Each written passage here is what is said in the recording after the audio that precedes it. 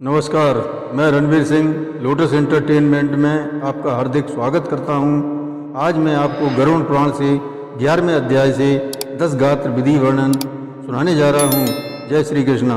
गरुड़ जी बोले, हे भगवान, आप मुझे 10 गात्र विधि बताने की कृपा करें। इससे किस पुण्य की प्राप्ति होती है? पुत्रहीन का कर्म कौन करे? श्री विष्णु भगवान बोले, 10 गात्र विधि के करने से सतपुत्र पितृऋण से छूट जाता है। शोक को त्याग कर धैर्य धारण करके पिता के निमित्त पुत्र पिंडदान करे। कर्म के समय अश्रुपात निषिद्ध है। रोने से अश्रुजल, नाक का मल एवं श्लेष्मा आदि घृणित चीज़ों को प्रेत को विवश होकर भोगना पड़ता है, अतः रोना निषिद्ध है। मनुष्य 1000 वर्ष तक भी मृतक के लिए शोक करे, परंतु वह दिखाई नहीं देगा। जो पैदा हुआ है उसे मरना भी है, मरने के बाद फिर पैदा होता है। यह जीवन चक्र सदा चलता रहता है, इसलिए बुद्धिमान शोक न करें। मरे हुए प्राणी को लौटाने की विधि कोई नहीं जानता।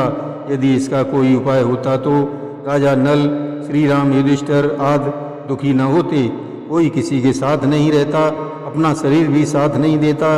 जैसे कोई पथिक छाया देखकर थोड़ी देर विश्राम करता है और फिर अपनी मंजिल की तरफ चल देता है, उसी प्रकार प्राणियों का आवागमन चलता रहता है। जिस प्रकार प्रातःकाल बनाया भोजन संध्या तक खराब हो जाता है, उसी अन्न के रस से पुष्ट हुआ शरीर किस भांति नित्य रह सकता है? ऐसा सोच ही इस दुख की औषधि है।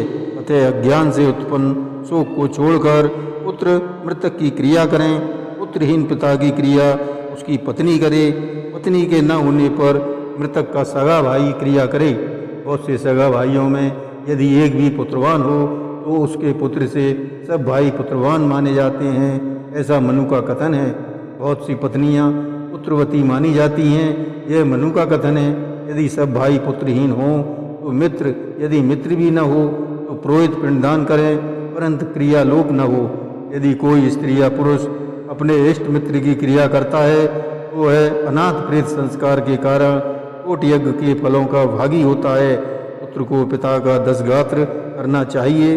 पिता के सामने यदि उसके बड़े बेटे की मृत्यु हो जाए तो पिता पुत्र का कर्म न करे, यह किसी अन्य से करावें। अनेक पुत्र होने पर ज्येष्ठ पुत्र पिता का कर्म करे।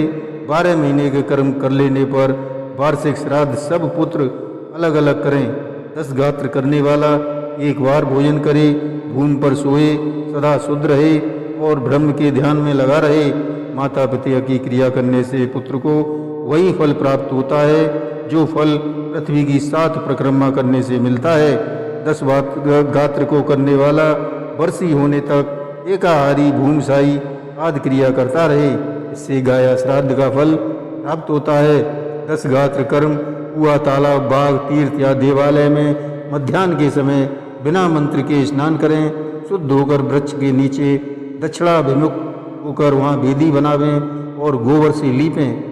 पत्ते पर कुश के ब्राह्मण स्थापित कर वाद्य आदि से पूजन करें। अध सीप, पुष्प, संकाश मंत्र पढ़कर प्रणाम करें। उसके आगे पिंड के लिए कुश का आसन और उसके ऊपर नाम बोलकर पिंड धरे। चावल या जौ के आटे से पिंड बनाकर उस पर चंदन एवं केसर के पुष्प चढ़ाकर धूप, दीप, नैवेद्य, तांबूल और दक्षिणा उसके आगे समर्पित करें। कोय के लिए अन्न रखकर दूध मिश्रित पानी की अंजलि हाथ में लेकर कहे, अमुक नाम के प्रेत को मेरा दिया हुआ यह प्राप्त हो। अन्न, जल, वस्त्र, हल जो देना चाहें प्रेत के नाम से दें। यह सब मृतक के लिए अनंत फलदायक है। प्रथम दिन से लगाकर सपिंडी विधान तक मृतक स्त्री या पुरुष दोनों को नाम के साथ प्रेत शब्द का उच्चारण करें।